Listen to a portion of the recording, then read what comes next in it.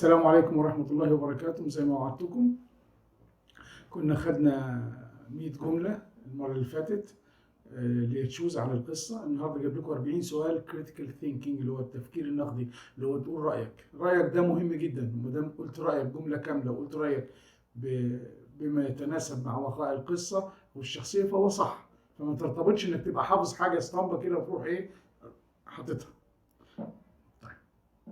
40 سؤال critical thinking.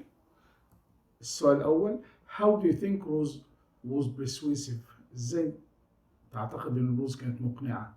فاكرين؟ مقنعة إزاي؟ I think because she persuaded Rosendal to work with Sir Jacob. عشان أقنعت راسندل يقبل وظيفة مع واحد اسمه سير جيكوب. فاكرينه طبعا. راسندل was proud of his family. كان فخور جدا بعائلته. illustrate. اشرح الكلام ده. He always said his family is rich and he doesn't need to work. دايما كان بيتفاخر ويتباهى انه عيلته غنية ومش محتاج يشتغل. Why do you think راسندل was secretive؟ ازاي تعتقد او ايه اللي خلاك تحس ان راسندل ده secretive، يعني عنده سرية، عنده اسرار، شديد السرية؟ In my opinion because he didn't like to tell people where he was going. أنا في اعتقادي الشخصي إنه ما كانش بيحب يقول للناس هو رايح فين. فاكرين المشهد بتاع روز وفاكرين المشهد بتاع جورج. According to Rose, how was Rudolph different from his brother؟ حسب كلام روز إزاي رودولف راسندل كان مختلف عن أخوه؟ طبعا هنا she said that Robert was serious and Rasindel was lazy. هي بتقول ان روبرت ده مسؤول، عنده مسؤوليه، لكنه راسندل اللي هو عيل خيبان قاعد بدون شغل عاطل 29 سنه وما بيشتغلش. Why did Rasindel have an interest with the Elfbergs؟ دايما راسندل، طب ليه اهتم هو بالتاتوت بتاع عيله الإلفبرج؟ او عيله راسندل ليه مهتمه بالإلفبرجز؟ Because Countess Emilia married one of the Elfbergs in 1733. الكونتس أو الأميرة إيميليا جوزت واحد من العيلة من زمان، وأصبح هناك ارتباط عائلي مع راسندل والإلفبرجز. How were Michael and the king different؟ إزاي مايكل والملك مختلفين؟ Michael was clever.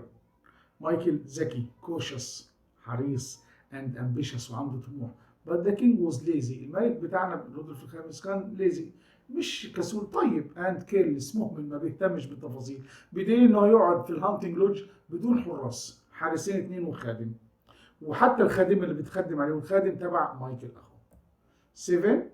Why didn't Rasindel tell George where he was going؟ ليه راسندل ما قالش لجورج هو رايح فين؟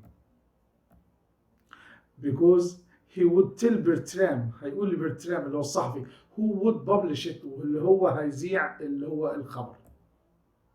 Why do you think Michael invite his brother to the hunting lodge؟ ليه تعتقد انه مايكل عزم اخوه على الهانتنج لودج؟ نمشي المنشن، نمشي الكسل. In my opinion، في رأيي الشخصي، انت بتقول طبعا he was planning something bad for him، كان بيخطط له حاجة وحشة او بيدبر له حاجة وحشة. 9. Do you agree that the king had a weak personality؟ هل انت متفق معايا ان الملك بالفعل عنده شخصية ضعيفة؟ انا متفق تماما. Yes I do. Because he always asks his men for opinions. دايما بيسأل رجالته عن رأيك ايه. ودي ظهرت في مشهد لما راسندل قال له روح معاك الكورونيشن، فريدز اعترض، فبيسأل ساتني انت رأيك ايه، يروح ولا ما يروحش؟ فطبعا ده يعني كان دليل على انه عنده الشخصية، ما عندوش his own opinion، ما عندوش رأيه الشخصي. 10. How was the end daughter ridiculous؟ البنت بتاعت صاحبة الحانة تافهة، غريبة ليه؟ She loved and supports the king as his hair is red. بتحبه وبتشجع، بتدعم الملك او بتأيده عشان بس شعره احمر، ما شافتهوش. 11 معايا. How was the king lucky meeting Rasindel in the forest؟ ازاي الملك بتاعنا كان محظوظ ان هو قابل راسندل في الغابة؟ طبعا راسندل looks exactly like the king، هو بيشبه الملك، and he saved his life، أنقذ حياته، and his crown، وكمان التاج بتاعه والعرش بتاعه. How do you know Rasindel was interested in seeing the king؟ ازاي انت عرفت ان راسندل مهتم انه يشوف الملك؟ He decided to walk in the forest when he knew the king was there. صمم إنه يمشي في الغابة حوالي ساعة علشان يشوف الملك لما عرف إنه هو هناك من جوهان. Why do you think Michael invites his brother to the hunting lodge? ليه مايكل؟ طبعا السؤال ده اتكرر اللي هو because he was planning something bad for him. 14. Why do you think about Duke Michael's character? ايه رأيك في شخصية ديوك مايكل؟ I think he's an evil. أنا بالنسبة لي هو شرير and greedy، كمان طماع، مش راضي إن هو يبقى أخوه ملك وهو نفس العيلة بتاع، لكن هو كان عايز يقتل أخوه ويقتل ناس كتيرة علشان يبقى ملك. 15. The king was generous and hospitable. الملك كان كريم ومضياف. explain، اشرح لنا الحتة دي. هتقول he offered to stay راسندل to stay with him and offered راسندل big amount of food. وكمان قدم له كمية كبيرة جدا من الطعام. وفاكرين اللي قدم الطعام اللي هو بور جوزيف اللي اتقتل بعد كده على رجال. ده مشهد جميل اللي هو رودولف ذا فيفث become the new king. رودولف الخامس هيبقى الملك. فاكرين المشهد ده؟ معلومة. Do you think the prisoner of Zenda had a moral or a fantasy story؟ هي فيها، هل هي قصة مغامرة ولا قصة فيها درس نتعلمه؟ In my opinion it had both. هي فيها الاثنين، morals and a fantasy one. هي فيها درس نستفيده وفيها مغامرة طبعا فانتزي. Why do you think Johan's mother was locked in the cellar؟ ليه اتحبست في القبو أو في البدروم تحت؟ I think because she overheard. هي هنا تلصصت، لمعت أكر على سبت's plan. Antoinette was thought of as betrayal and was punished. هم اعتقدوا ان هي خائنة وكانت هتتعاقب او عوقبت. اشرح الكلام ده. طبعا مايكل knew she helped راسندل in the summer house. ده في الشابتر اللي جاي على طول. هي ساعدته في البيت الصيفي. So he looked here in the mansion. عشان كده اختطفها من ستيل زو وخدها زندا وحبسها في المانشن. 24. Sabt brought news of the real king. Do you think it was good or bad؟ لما جاب اخبار لراسندل، الاخبار دي كانت حلوه ولا وحشه عن الملك؟ طبعا I think it was good. رأي الشخص انه because we knew about that the king was alive. عرفنا ان الملك لسه عايش. What promise did the marshal make to راسندل؟ ايه الوعد اللي اداه المارشال لراسندل؟ He promised to protect Princess Flavia. وعد ان هو يحمي او يصون الاميره فليفيا. Why do you think راسندل sent for Johan to meet him in the country house؟ في اعتقادك ليه راسندل بعت لجوهان يقابله في البيت الريفي اللي هو بتاع تارلينهايم هاوس، one of the Fred's relatives، واحد من أقارب فريدز. In my opinion he wanted him to be his spy in the castle. هو عاوز يبقى الجاسوس بتاعه، العين في القلعة. Who was shot in his arm in the forest؟ خلي بالكم ده مشهد حلو. مين اللي اتصاب في دراعه في الفورست؟ ده اسمه برنشتاين او برنشتاين. ده واحد من رجاله راسندل العشرة.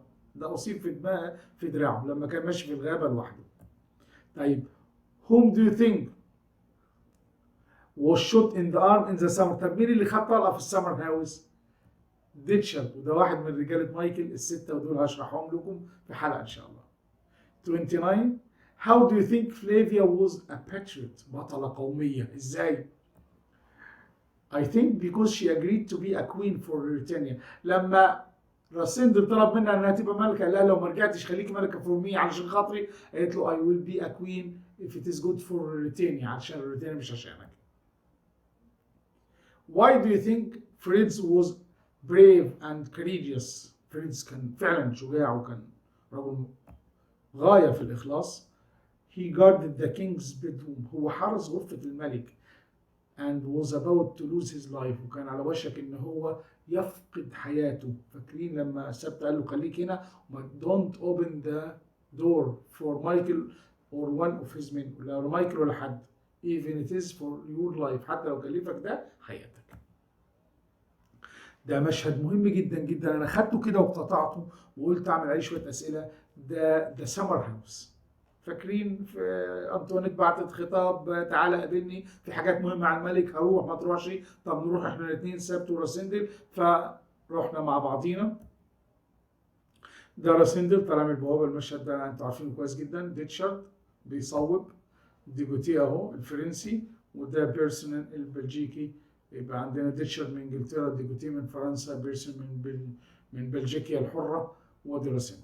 طيب why do you think راسندل went to the summer house؟ ليه راح للسمر هاوس؟ I think because Antoinette asked him as she had news about the king. لأنه هي طلبت منه في الخطاب إنه يجي عندها أخبار عن الملك. Who accompanied راسندل to the summer house؟ مين اللي راح معاه؟ اللي راح معاه سبت، حكيم القصة والبلوتر، بلوتر مخطط لكل حاجة. What condition الشرط condition did Antoinette ask راسندل؟ طلبته من راسندل في الخطاب. طلبت منه شرط واحد، to come alone، يجي لوحده، or she will be in danger، ولا هتبقى هي في خطر. طبعا مايكل لو عرف كان يقتلها، وعرف. What were there in the summer house؟ ايه الحاجات اللي موجودة في السمر هاوس؟ كان حاجات بسيطة خلاص ناخد بالنا منها. 2 chairs، كرسيين، an iron table، ترابيزة حديد، a candle، شمعة، Antoinette and her servant، أنطوانيت والخادمة بتاعتها. Who came to the summer house and why؟ مين اللي جه وليه جه؟ اللي جه مايكلز من. طب ليه جايين تو كيل راسندل؟ يقتلوا مين؟ راسندل. 36 What did they offer راسندل؟ عرضوا ايه على راسندل؟ ده الفيرست اوفر لانه في سكند اوفر. عرضوا ايه؟ عرضوا حاجتين اتنين، 50,000 انجلش باوند، 50,000 جنيه بس فقط انجليزي استرليني، a safe journey to the bedroom to the border، سوري انا اسف، to the border، ويدوا لك رحله يا عم محدش يكلمك، تطلع وتدور عننا وتسيبنا احنا بقى نتصرف عيله مع بعضينا ونتصرف مع بعضينا لو سمحت. طبعا راسندل ريفيوز ذا اوفر عشان هو لويال اونست امين. How did راسندل escape from the summer house؟ او التراب، هرب ازاي من الفخ ده المقلب ده؟ by using an iron table، استخدم الترابيزه الحديد زي ما هو في المشهد شايفينه طلع فيها فضربوا النار على الترابيزه الحديد. Who forced Antoinette to write this letter؟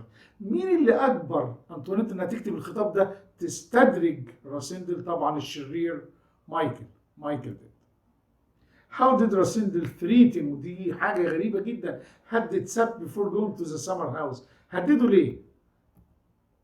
He said whether to go to the summer house، قال له يروح المنزل الصيفي or leave Ruritania، وإلا هسيب البلد خالص كلها. 40 Why do you think Antoinette helped راسندل؟ طب ليه هي بتساعده؟ I think because she wasn't evil، هي مش شريرة على فكرة، and she didn't like to see people killed، ما كانتش بتحب تشوف الناس اتقتلوا. دي نهاية ال40 سؤال، يا رب تكون عجبتكم، يا رب تذاكروها كويس. شغلوا الفيديو، اسألوا أي سؤال، محدش لغاية دلوقتي بعت أسئلة، بنبذل مجهود، محدش بيقول لنا مثلا إلا بعض الطلبة القليلين بيشاهدوا بيبعتوا أسئلة على الخاص. ابعتوا لي السؤال اللي أنتوا عاوزينه. أشوفكم على خير، استنوني وحلقة جديدة من المنهج بإذن الله تعالى.